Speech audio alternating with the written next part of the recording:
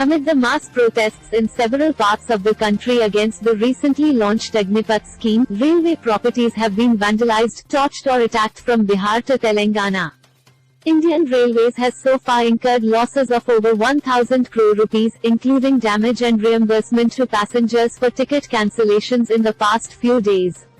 The protesters damaged railway property and torched dozens of trains. Earlier on June 18, the Railways had stated that it had suffered a loss of more than 700 crore rupees in just 4 days of protests. Furthermore, according to railway officials, more than 60 crore passenger tickets have been cancelled.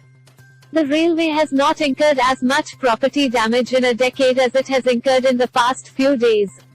So far, Indian Railways has suffered losses that are higher than the total losses incurred during the last decade.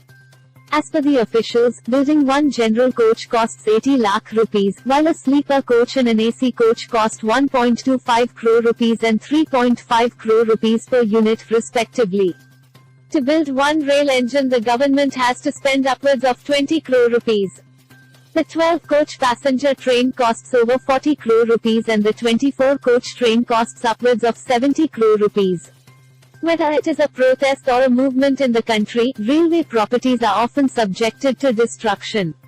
Earlier in January this year, candidates had protested against the results of the RRB NTPC exam.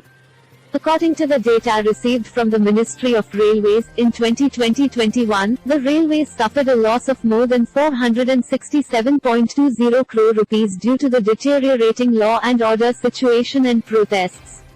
In 2019-20, it had suffered a loss of more than 100 crore rupees. Damage to railway property is a criminal offence and people can be punished with imprisonment of up to 5 years.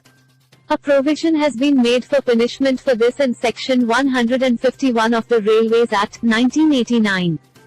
Section 151 says that if any person willfully causes damage to any railway property by setting on fire, by means of explosives or by any means, he shall be punished with imprisonment of either description for a term which may extend to 5 years, or with a fine, or with both.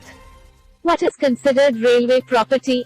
Railway tracks, bridges, station buildings, carriages, locomotives, signal systems, telecommunication systems, electric traction and block devices are the assets of the railways. Apart from these, all the properties of the central government, the loss of which can cause problems in the operation of railways, will also be considered railway property.